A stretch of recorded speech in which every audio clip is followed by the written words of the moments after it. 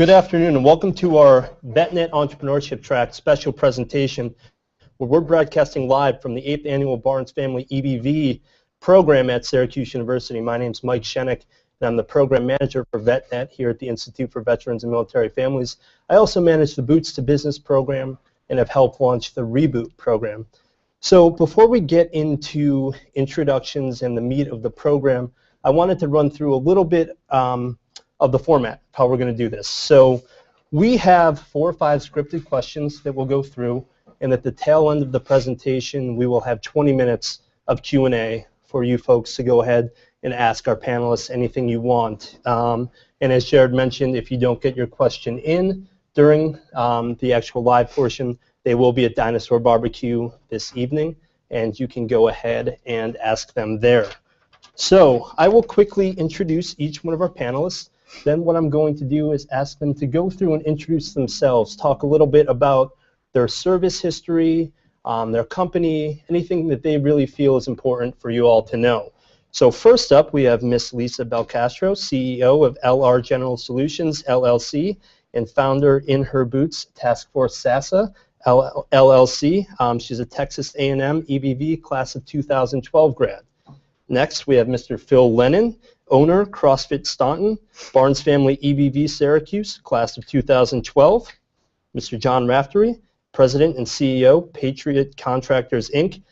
John was part of the inaugural Barnes Family Entrepreneurship Program here at Syracuse back in 2007. And last but not least, we have Mr. Nick Green, owner and president, Green's Plumbing and Heating Incorporated, LSU EBV class of 2012. So I will start off with Lisa. Lisa, if you could tell us a little bit about your service history and a little bit about what you do. How's it going? Welcome to the EBV family. You're going to enjoy a ride. Once you're in for life, and that's a great thing, okay? Like you said, I'm a graduate of Texas A&M. I served 20 years in the Army. I retired as an engineer major. I was chief of troop construction at Fort Hood, Texas. So being an engineer, it kind of only made sense to kind of go into construction, being a female, woman-owned, service-disabled veteran.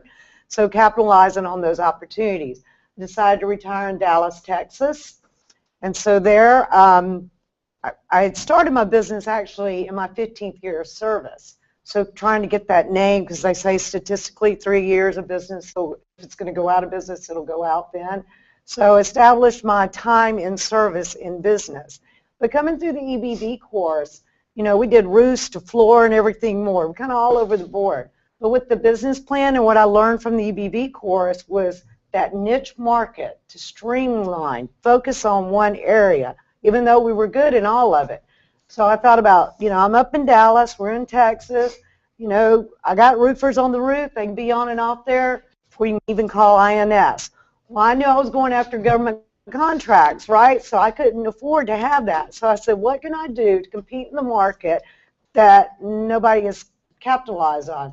And it was metal roofs.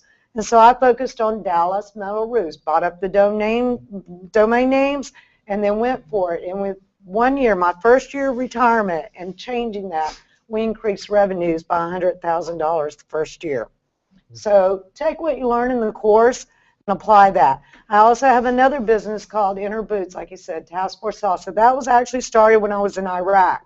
As a team of senior female leadership, and we traveled all over Iraq, mentoring the junior female service members about coming up as a woman in the military, and then sexual assault prevention. And we've added another strategy on developing yourself while you're in the military to transitioning out, because that statistics for homeless female veteran rates have went up like 106% since 2008. It's crazy. So we're targeting that area. It was so successful in Iraq that we said our team's retired now, team's still together after 3 years, and that we're implementing it as a civilian going back in. So that's my spiel. Thank you very much, Lisa. Phil? Yeah, so I was Marine Corps infantry. I got out and, so while I was in, I did the Katrina relief effort, did a med float, which was awesome, and then was in Ramadi, Iraq for my third pump. And then got out in November '08. At that point I was 240 pounds. And by January '09, my wife and I realized that if we didn't change something, I was probably going to be dead or like diabetic by the time I was 30. So I started doing CrossFit, started eating right, changed my diet up in a big way, and 5 months later I dropped 90 pounds. And then kind of went back and forth between CrossFit and yoga for a long time. But finished my bachelor's degree, went on to grad school in sociology, but grad school was after I went to EBV, and that first semester of grad school I realized I was spending more time on a business plan to open up a CrossFit gym than I was actually doing my homework for school. So after that first semester and, you know, cashing those paychecks, I left school and opened up CrossFit Staunton. You know, I started CrossFit Staunton as part of a larger project, and that's like a 5-year plan at this point. But what's been amazing starting just a local gym is like every day I know that I'm saving lives. You know, started with my own life back in '09, but every day somebody walks in my door, I check in, see how their diet's doing, and then I get them to put their bodies through some intensity, and they're going to be all the better for it. So like I said, I'm a year and a half into a 5-year plan. Got bigger and better things on the horizon, but right now I've got my head down in the trench, doing the day-to-day. Thanks. John? Hi, guys. I'm John from Dallas, Texas area. 99 to 2003, served with the Marine Corps. In 2003, opportunity to serve with 1st Recon Battalion in OIF-1. Left service shortly after that and went to school to be an accountant. Worked in accounting for a couple years, and then I found this great program in 2007, and I knew coming here that this was it for me. This was my time to do something different. And after being in the program, it was exactly that for me. I call it my launch pad. And so I went back and did some planning and quit my job and launched a business, Patriot Contractors. And so this year I've been in business 7 years. We've grown the company, done a lot of exciting things, and it's awesome to be here with you guys today. So one thing quick about John, he's a little bashful, but he was the SBA Subcontractor of the Year in 2013 and 2014. I was nominated. Yeah. So, you know, the accolades that he's been nominated for and the awards that he has received are pretty remarkable. So next up is Nick. I'm Nick Green. I own Green's Plumbing and Heating. I'm out of northern Minnesota.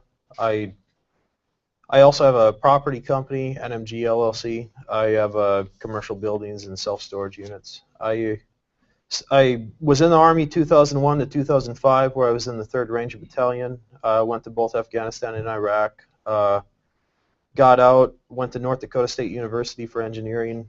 But at the same time, I was working in the family business, got my master plumbing license, and decided that really wasn't for me. So I got out, and I actually went to work for a large international conglomerate for a little while, and then came back home and started making arrangements to buy out the family plumbing company. I'm a 4th generation master plumber, so my family's been doing this for a long time, so I know how difficult things can be working in a family business.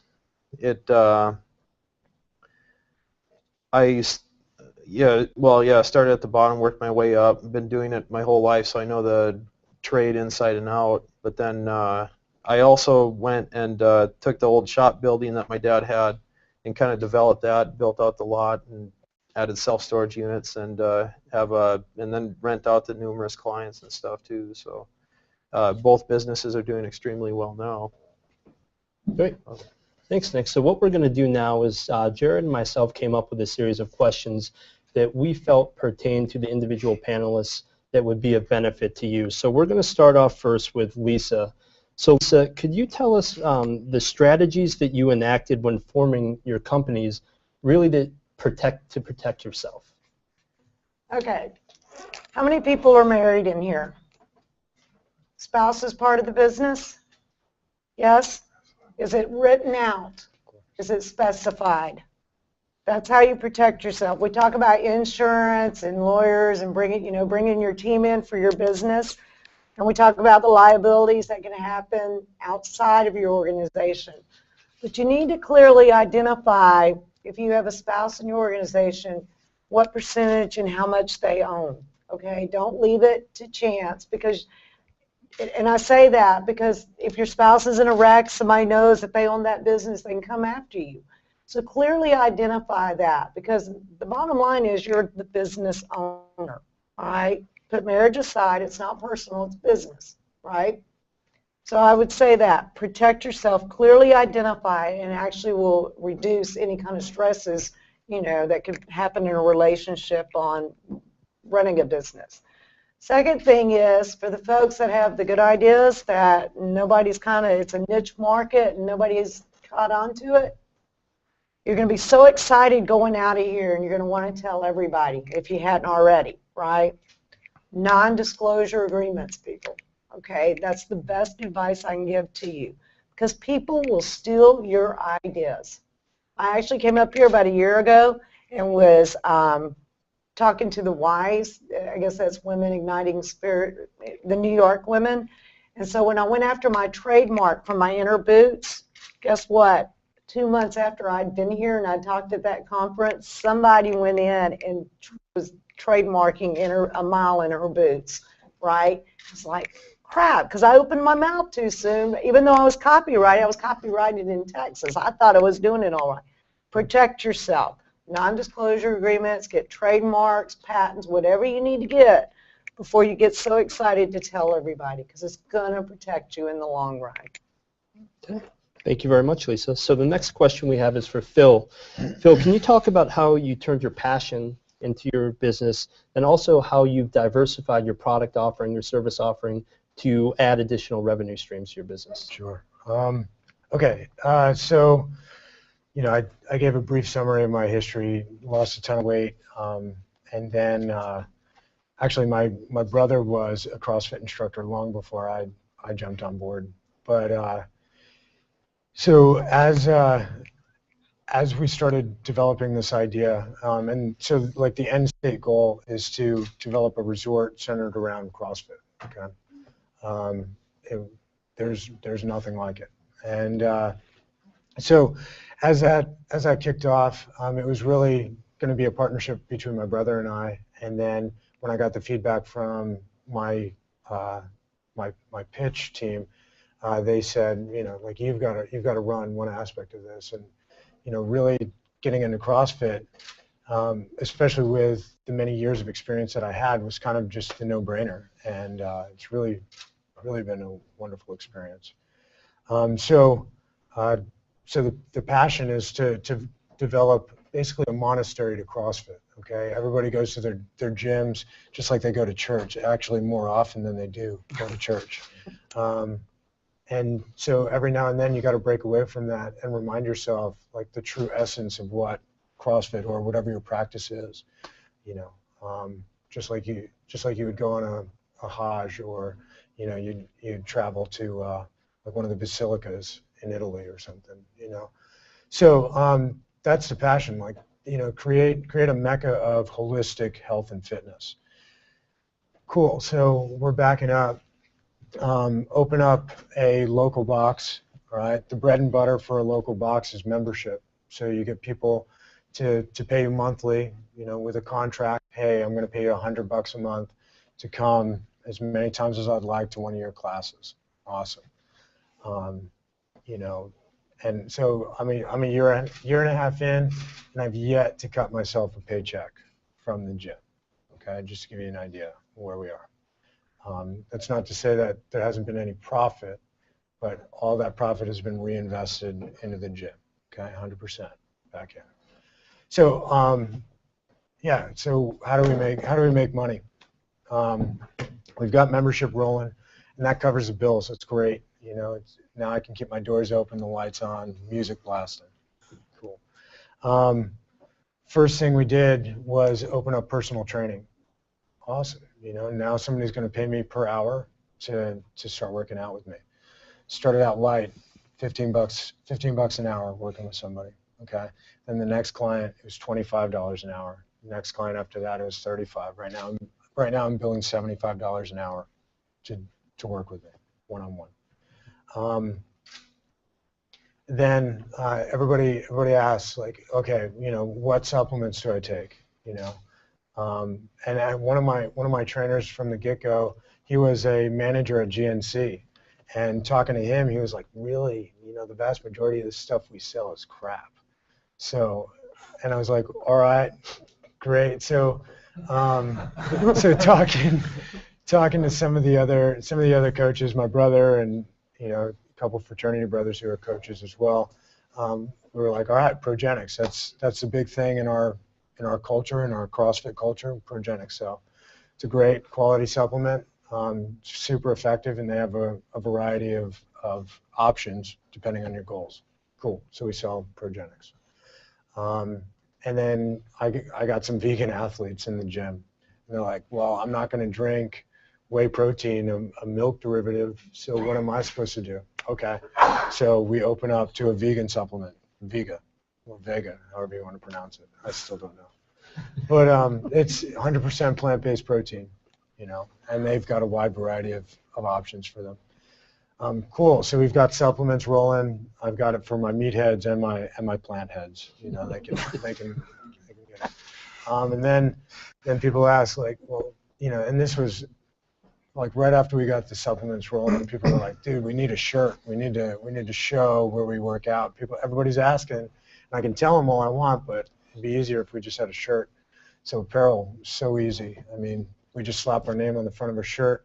And every shirt I get for my athletes says athlete on the back of it, so everybody knows that they are an athlete. Okay, and that's a real big identifier for them. You know, now they know that they're a CrossFit Staunton athlete. Now that membership is solid. And then every time I sell out of shirts, I get a new design, sell that. Okay, so we've got supplements, we've got apparel rolling, and we've got personal training. So that's three avenues. Two things I'm working on right now. I've got a yoga instructor who walks in once a week, teaches her an hour class, and it's a profit share on that. Jim keeps 20%, she keeps 80%, okay? I'm talking to a Pilates instructor right now doing the same thing. She keeps 80%, we take 20%. The whole idea, like, you know, and I've talked to other business owners about this, and they're like, dude, you're shooting yourself in the foot. You got to charge more, or you got to have a rock solid rent each month that you charge them. But I don't want to do that, you know. If they really start taking off, I mean, that could be way more than any number I could throw at them, especially if they're starting up. And then partnering with them right from the get-go and saying, hey, we're in this together. Now they're part of my team. I'm not just making money off of them. We're making money together. Okay. And then with them keeping 80%, there's no reason for them to walk away from doing business with me. There's no way that 20% is going to cover any overhead that they're going to have to cover if they walk away and open up their own place. So why not stick with me? And if they're filling in the negative space all the time that I don't have classes running, I'm making money without working at all. I just got to unlock the door. It's easy. And then on top of that, another little pivot that we're working on is corporate accounts. So we had an account with a townhouse and apartment complex where we would show up once a month.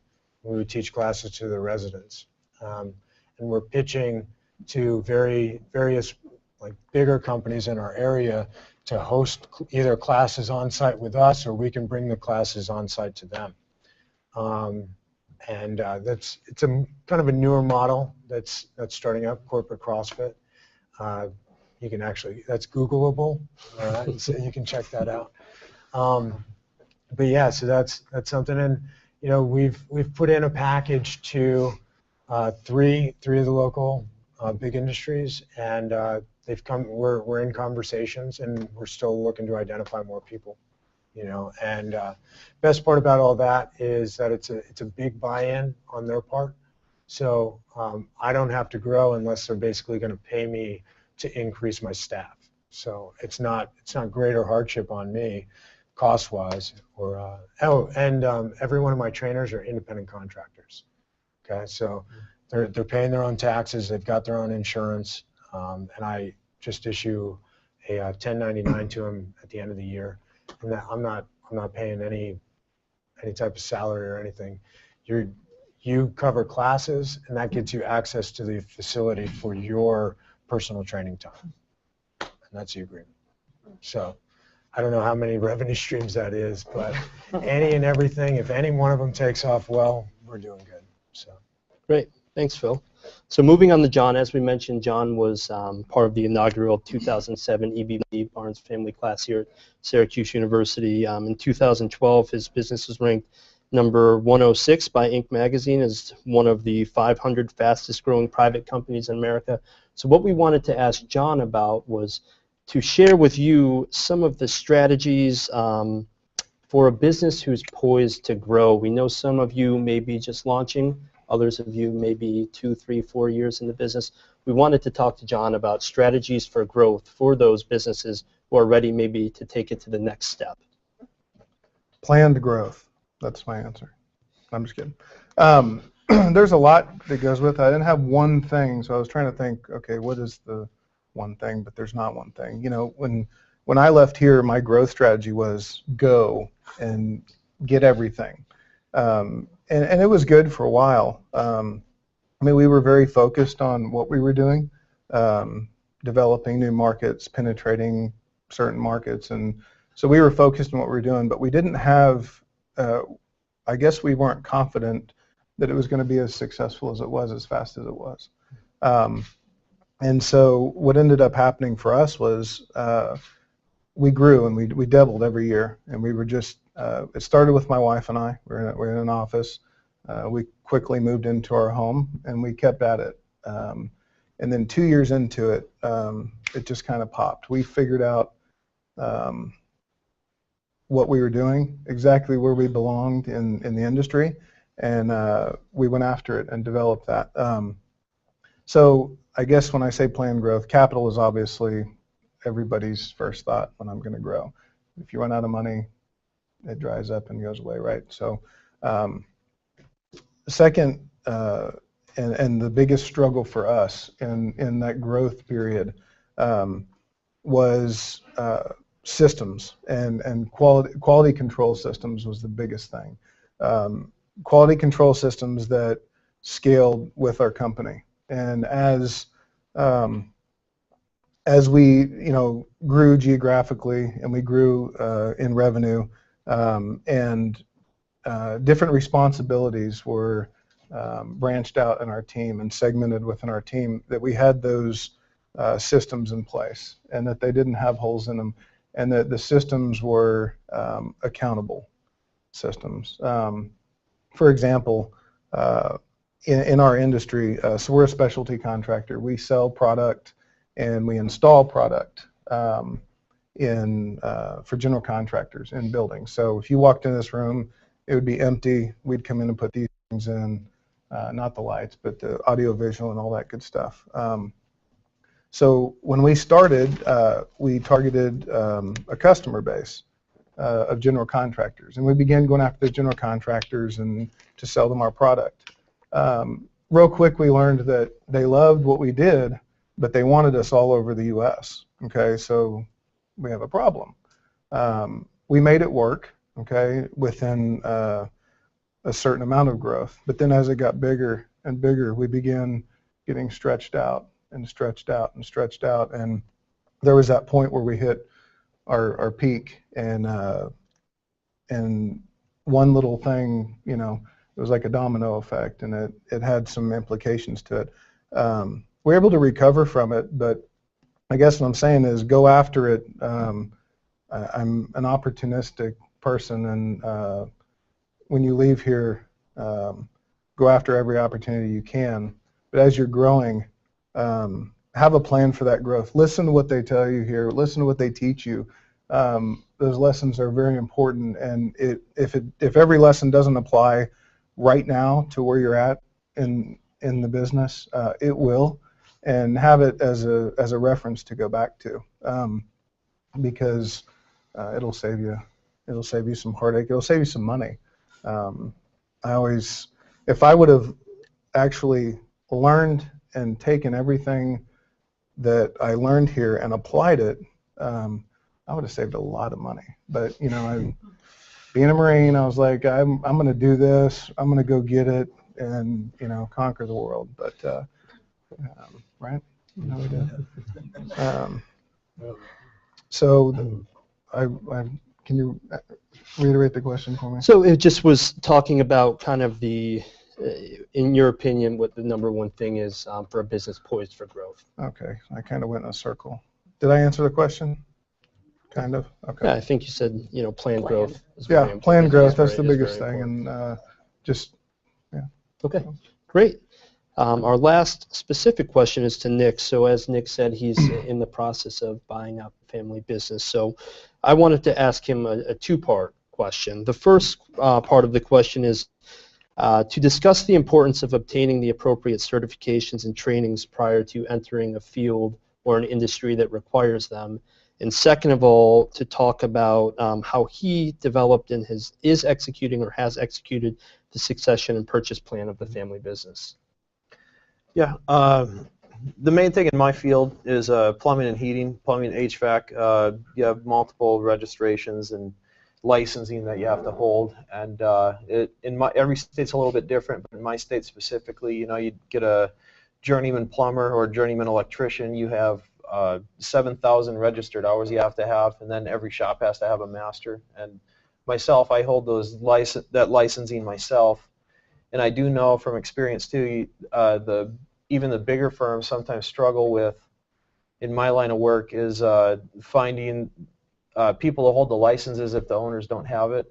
I do have one competitor in my hometown who doesn't have any of the licensing, and he is completely reliant on employees to do that, hold that aspect for him. But that, I know he's had some hardship over the years because he is required. You are required to have that licensing to even physically be in business. So if someone quits and he has a tough time, he has to make some kind of emergency consideration to bring that about. But the thing about skilled trades that I'll tell you, if you're considering doing anything with that, is if you're dependent on anyone for that, the person working for you can put you in an extremely difficult position. And so that's why I went out of my way to make sure that I had all the proper licensing myself, or held it myself, so I'm not reliant on anyone else. Even working off my dad's licenses or whatever, like if something happened to him, he wouldn't, then I'd be completely screwed. So I went about and I made sure that I have plumbing licensing, HVAC licensing, electrical licensing, and I hold that for my company, so then I can make sure that no one can come and put me in the position of, oh, I'm quitting, going over here, either pay me this, or I'm not gonna work for you anymore, and basically almost force me out of business or have to give them all my revenue, which I've seen happen to other companies in the past.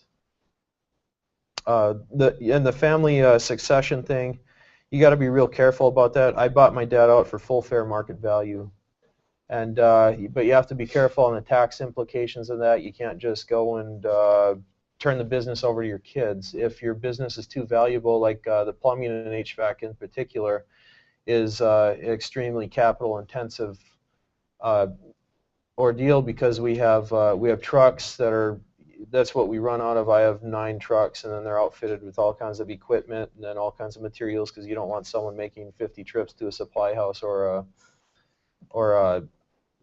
back and forth to the shop anytime they're working on your place. You want them to go there and have the stuff on the truck. So having your trucks properly stocked and having all the tools and equipment, I mean, that's a really big deal.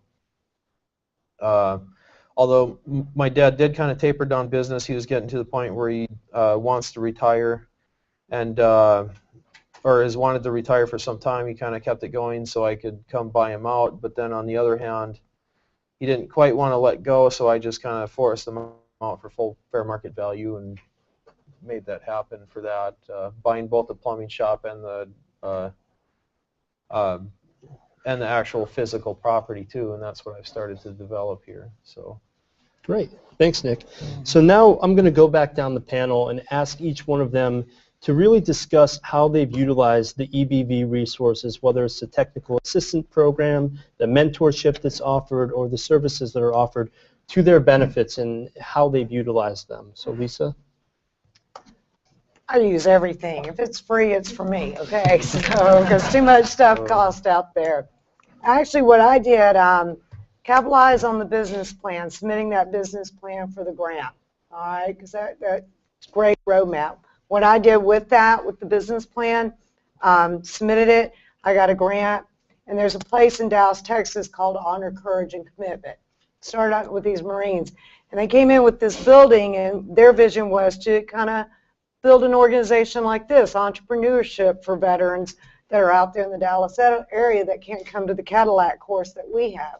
So what I did was take that business plan, grant money, I renovated their building, built them a classroom, built them an incubator, which became the first Texas veteran incubator for us up there. And then in return, months later it came up, they were able to give me a grant to go back and for my book, for my Inner Boots program. So that's that networking stuff. But I utilized the resources of bringing it in. So I use everything that's out there. The logo, I mean, just tap into it and stay connected with everybody in here because your classmates you're going to be at the same pace as you go through. Okay. Phil? Yeah, I used EBV TAP to set up the LLC itself, just all the legal documents. And I think Paracorp is still, it's funny I should know this, but I think Paracorp is still my representative in case of any liability issues. They are. Yeah.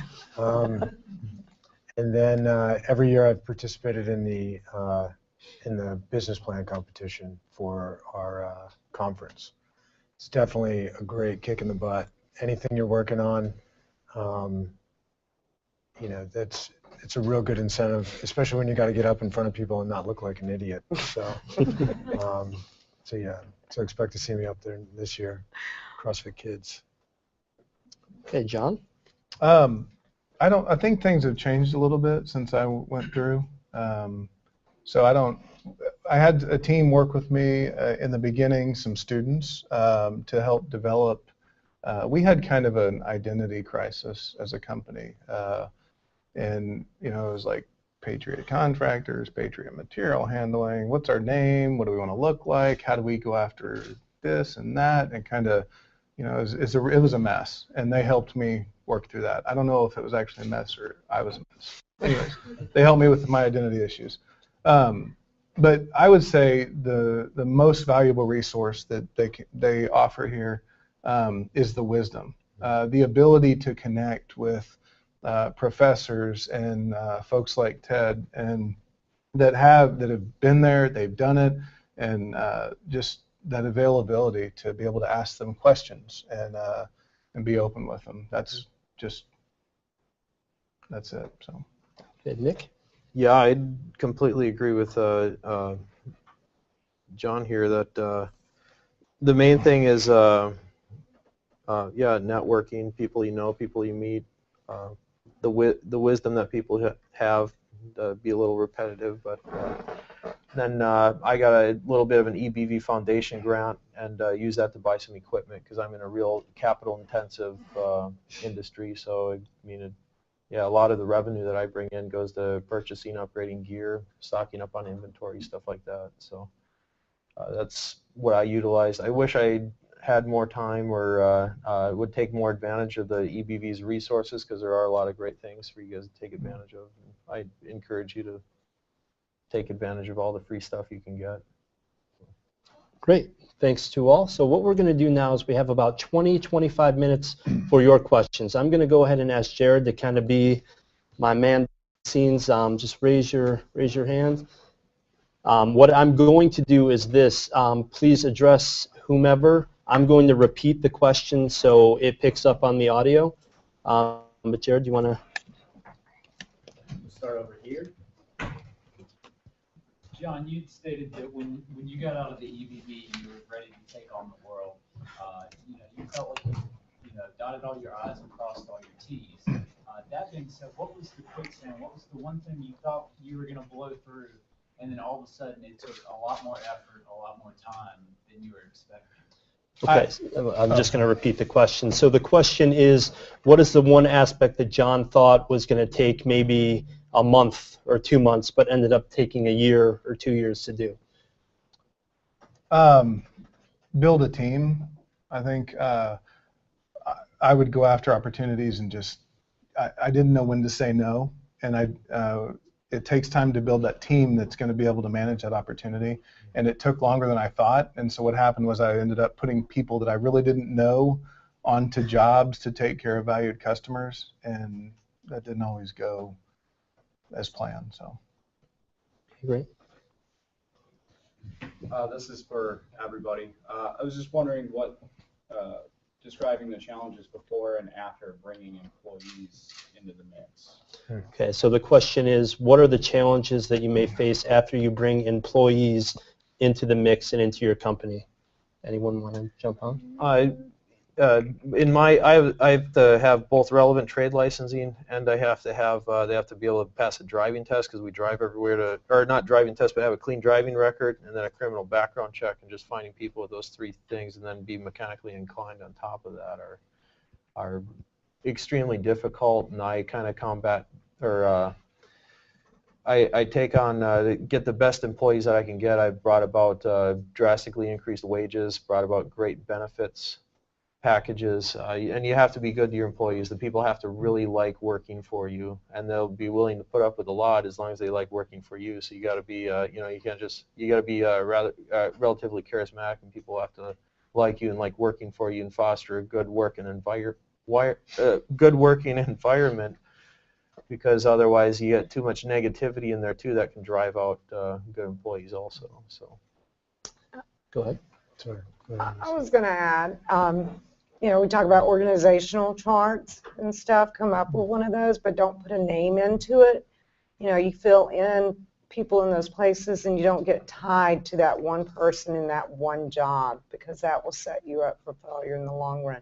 But if you look at the job and then bring people in, and those standards are set and their expectations of what you expect from them, but don't tie that position to that person.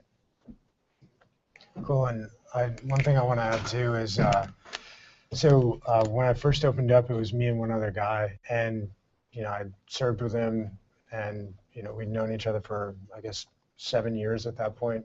So we were just like running and gunning. Anything that came up, we would just handle together, and it wasn't really a big deal. But when he left, and I started bringing others in, because I've got 5 trainers other than myself now. It was systems. Like I had all the systems in my head, whether it was opening up or shutting down or running credit cards, setting up memberships, how to sell the apparel itself, all those systems were up here, and like I can't just like in the middle of a class run over and tell this trainer how to do that and this trainer how to do this while I'm teaching the class. So it was like one of the biggest challenges still, because there's still some systems out that are still up here that I haven't gotten down, is to sit down and write it all out, whether it's the opening procedure, everything from the opening procedure all the way through to the closing procedure. You've got to have it written out. So, in the future, if I'm ready to, I can sell the business and hand over the entire manual, no problem. Walk away, without having to be the guy on top of it, making sure everything's still running. Okay, thanks. Next we'll go. Huh? We actually have a microphone now, so you're not going to hear the broadcast, but we'll do it for the camera. So just. This question is for Green and Mrs. Belcastro. Green, what type of investment you're going to use to buy your family business, and how you are, if this investment has some issue with your profit in your business. Can you, Mrs. Belcastro. Can you tell us more about the incubator that you have for veteran? And just an overview to get some type of information for us. Thank you. Okay, so why don't we start with Nick? I believe the question was talk about kind of the investment that you had to put in to buy out your father and how that may affect your profits in the foreseeable future. Takes everything you got. You have to have impeccable credit. Because I had to borrow lots of money, and then to expand the business, I had to borrow more money. So I have everything set up and structured, so I can still. And that's one of the advantages of buying an existing business is I'm still able to draw a salary and earn a living from the business. Yet, even though it's a little bit reduced salary compared to my position, I can still make all the payments and everything necessary to keep the business going. Then, of course, like commercial real estate, you do need a considerable amount of cash down. And like I said, save your money, come up with anything you can come up with. Be creative when it comes to finding equity, creating equity. Like my building out my shop, and I'm a skilled trades professional, so I can go in and put in a whole bunch of hours building new buildings and do it myself. Spend a lot of nights and weekends, lots of long hours, get some sweat equity, and build just that equity. So you can use that.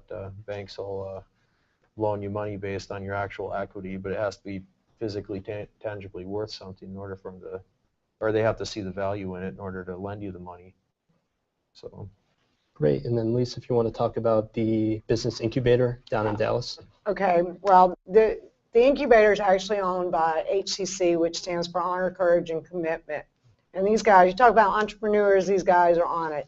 They have the incubator for veterans to come in and open their business. Everybody tracking what incubators are? Okay, so that's a place, and he's about got it all filled. In addition, then he's actually, Andy, the guy I'm talking about, is bringing in and educating people going through learning about entrepreneurship. And then one other thing that these guys are doing, you see I'm wearing the ring. I have to put this in, a plug in for them. This is number 22 Kill, and it's a representative to bring awareness that 22 veterans commit suicide a day. So their organization is actually, following that. So all the people in the incubator, all the people going through class, they're all supporting this mission to bring awareness. So if there's anything more in the incubator, actually it's just slots. They come in, they do their deal, the internet, all that's provided, plus entrepreneur classes that are going on, plus the networking that you get, because like I get my computer worked on because there's somebody's incubating that works on computers, thank God. So. We'll go front and then to the back. Phil, so CrossFit's exploding. It's all over the place now. How do you deal with competition if you have other additional boxes in your city?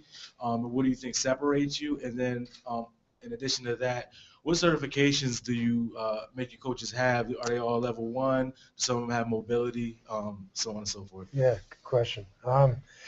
So when we opened up, we were first to market in our county. Augusta County is the largest geographical county of Virginia. I think there's something like 350,000 people across the county. So we were the first for the first year, first and only for a year, and then we had a box open up in February, a new box downtown. And so, so there's a box open in downtown and another box opening up a town over, same county, a town over, but they're opening up next month. Okay, so I've still got about 2 weeks before they open their doors. So for the first, so what I should say is it's differentiation. That's how we stay ahead. We teach CrossFit. Okay, that's a real statement. Okay, because every gym is totally different. Okay, it's totally up to the owner and coaches of the gym on how they run it. Okay, and now we're different than the typical CrossFit facility at the beginning, because typical CrossFit has a workout for the day. Okay, we run 2 workouts because in our experience and with my coaches, myself, etc., we we realized the requirement for CrossFit headquarters style programming, constantly varied functional movements at high intensity. Awesome. Every day we've got a Metcon. That's what that's called, metabolic conditioning.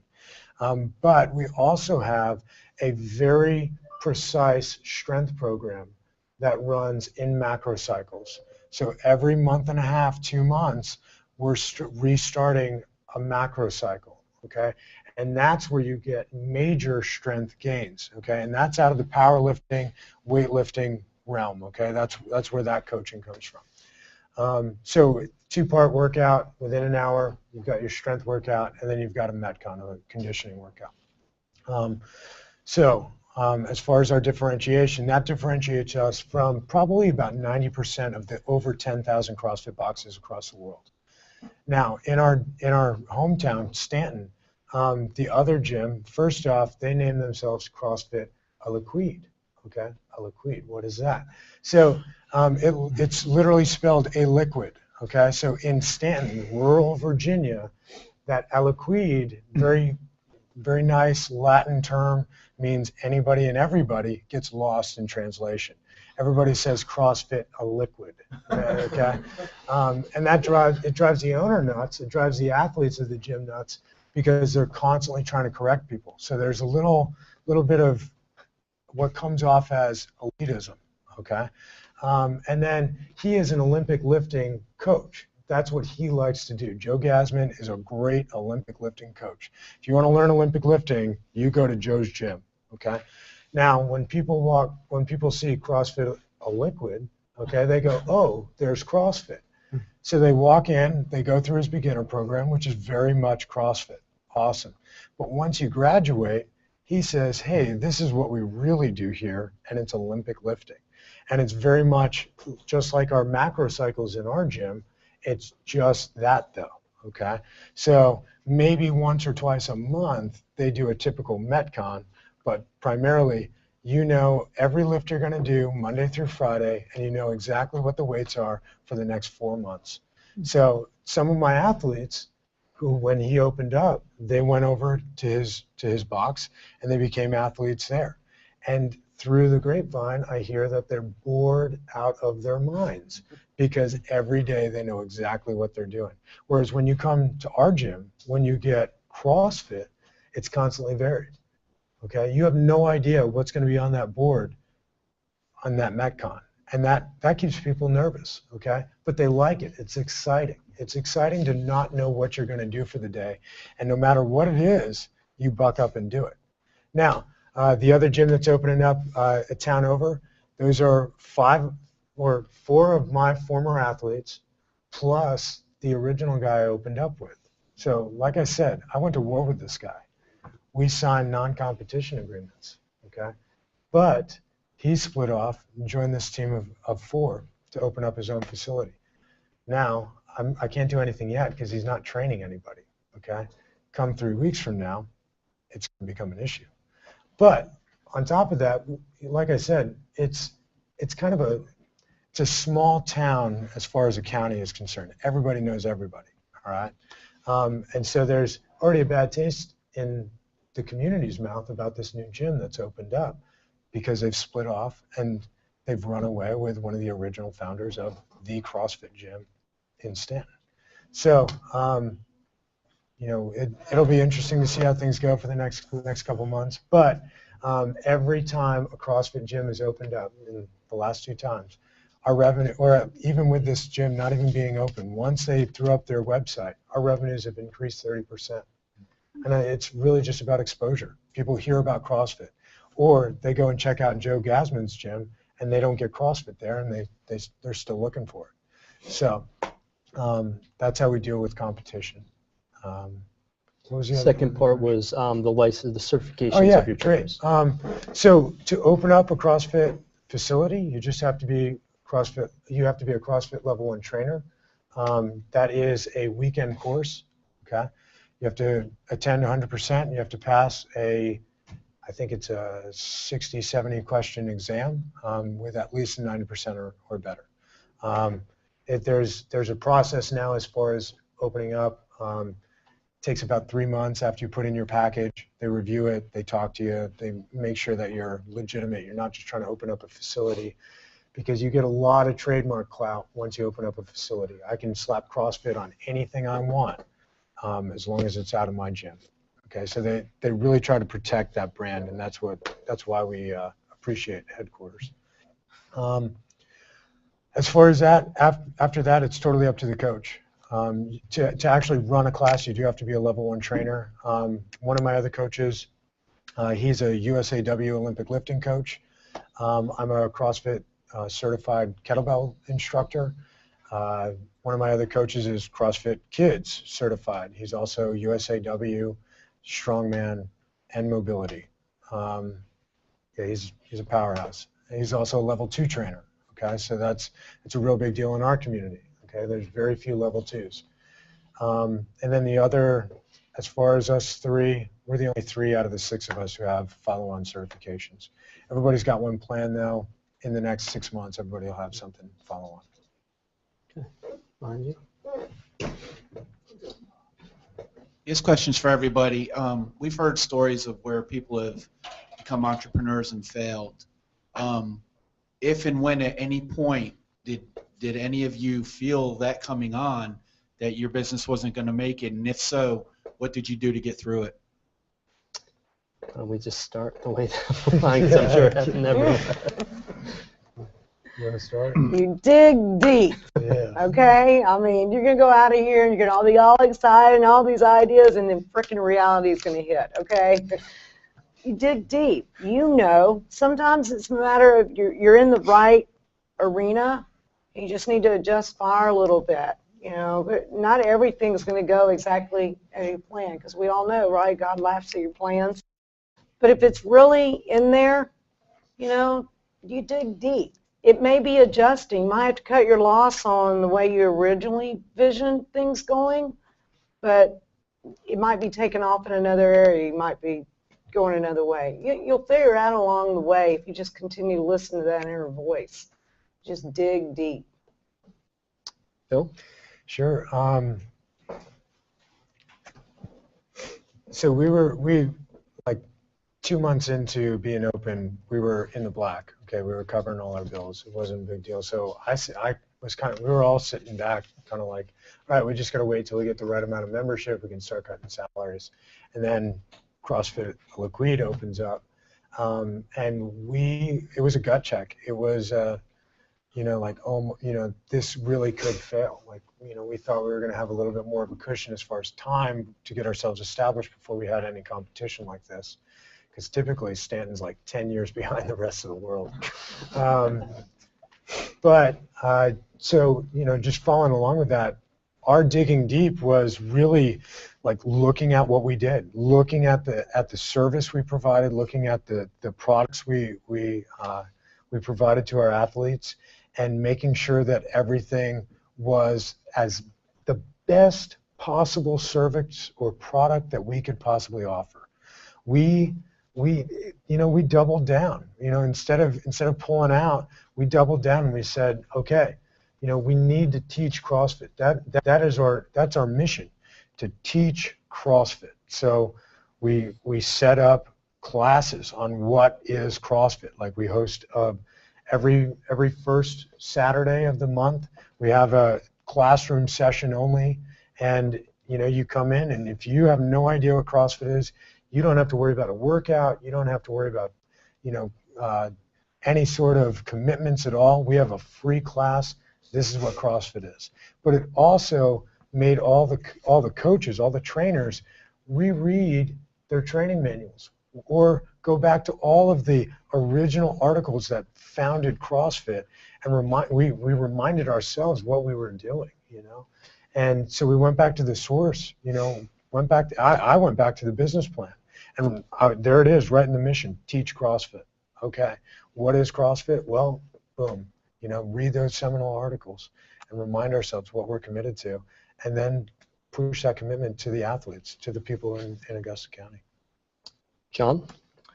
Yeah, it happened it was last year. So we were going through our accounting review, and there was a 2012 misstatement that was found, and we had switched accountants, so couldn't really go back and revisit that.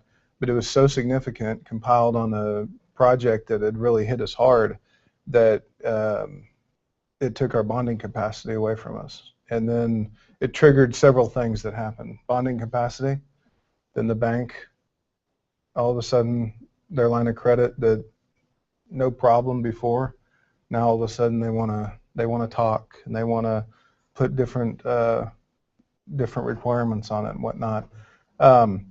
It all kind of it was like a spiral. 6 months earlier, I was rocking, we had jobs going, everything was great, and then the spiral started, and I thought, okay, it's just going to drive right into the ground, and this is it. But you stop like anything else, and you recollect. You look back, you look, where you started, what you got to, and you start taking the steps that you need to kind of replan. Look at what worked, look at what didn't, restructure things. Hopefully you have advisors that you can talk to. Hey, what's the best way to make this happen? What can we do here? What can we do there? And it wasn't the end, but it felt like it for several months. A lot of lost sleep, but it's July. I'm still around, so still got a company. We're a lot less folks, rebuilding our financials, doing the things we need to do, and we're back with that planned growth that I talked about. So. I bought a plumbing company with a negative 10.9% profit margin. So we were hemorrhaging cash. It was in the business. That was how I was able to buy it for full fair market value, very cheap, because it was. Well, the thing is, my dad is close to retirement, or at retirement age. Didn't quite want to give it up, but he was so stuck in his ways, didn't really want to change. So I had to come in, turn things around in almost every aspect. From work ethic is extremely important. You just got to put your head down, dig in, and do it. I mean, it eats up all your time, all your effort, all your everything. Thankfully, I have a loving, forgiving wife who puts up with me being out working in the field till the wee hours at night. And a good leader leads from the front. Got to jump in and do the worst, the most horrible, disgusting jobs that we sometimes get as a plumber. Jump in and do it right with my guys. Make sure they know I'm right there with them. Help, bring up the morale, bring up the wages, upgrade the equipment, upgrade the trucks, upgrade everything. I had to completely. It almost would have been easier starting from scratch from the position that I was in. But I was also in a position, because you have to step back and be analytical, have the business sense to where, what do I have to do to turn things around? What do I have to do to, you have to maintain a profit margin. And I was in the position where I either had to expand or die. So I expanded. And we're still here, and we're actually doing quite well right now. So in a very capital intensive business like I'm in, it's very painful to transition to. Also had considerable employee turnover, cultural shift from my dad being in charge to me. And my dad's a very capable and competent plumber, but you put the two of us on a job site, we will have an argument because we do things very differently from each other. And he has his old school stuff, and I embrace anything and everything new. I immerse myself in the plumbing thing. Kind of brought us about from being an old school service company to the one of the more state-of-the-art, cutting-edge, have all the newest, greatest equipment, work with the latest materials, or on top of all the latest technology, that kind of thing. Basically, be prepared. If there's something that's not working, you better look at that, take a good hard look, and act on it fast. Don't be afraid to make your cuts where you have to, no matter how painful it is. It's still a business, and you have to make money, because that's the whole point in being in a business. You're not doing it just for a job. If you're going to do it just for a job, you might as well, especially in my profession, because you can make a lot of money just working for somebody. If your heart's not in it, you got to be prepared to put in the very long, hard hours. Otherwise, you might as well punch the time clock and work for somebody. Because if your heart's not in it, you just gotta dig in and do it. Great. So what we're going to do now is I'm going to ask each panelist to leave us with kind of their parting words of wisdom. We have about 5 minutes before we'll close the hangout. And as Jared mentioned, all of them will be a dinosaur tonight. So if there's any additional questions that you do have, you can reach out to them. So Lisa, why don't we start with you? Parting words. When you have your organization, you have your team, you have your spouse or partner, whomever, that's all good, and you need that support system. But eagles soar alone. We've heard that, right? There's going to be times that that's what you feel, you're that eagle. But remember, you were given that vision, and you were given that dream. Not your spouse, not the people that work for you, not your other team. That's your vision. So sometimes you're going to be out there flying alone, okay? And just like it says in 1 Samuel with David, he had to encourage and strengthen himself in the Lord. And that's what I'm telling you you'll have to do at one point. You'll have to encourage and strengthen yourself because you're the eagle soaring alone with your vision and your dream. Thank you. Bill? Yeah. How do you follow that, right? I got my own quote. Look, I got into business, as an entrepreneur because I didn't want to take anybody's crap. I didn't want somebody telling me what I had to do in the morning. I know it's getting stressful when I'm like, God, just getting a paycheck would be so easy. That's when I know I'm stressed out. You're gonna suffer. I don't care what your business is. You're gonna lose sleep. And it is going to be a challenge, but you gotta find that intrinsic value. Like for me, it's I get to go to work and save lives. That's awesome, I get to encourage people to make themselves better. How cool is that? And parting biblical quote. So Romans chapter 5. It starts out, we glory in our suffering because suffering produces perseverance. Perseverance builds character, and character builds hope. Okay. We think we're, yeah, sure, we're these eagles out there on our own, but we're part of a bigger team. We're part of revitalizing the American economy. That's awesome. This is where the economy comes back. It's in this room. It's all your ideas. Get out there and do it. Suffer, because that's where hope's going to come from. Okay. Thank you. John? Yeah. So for me, keep God first in your life.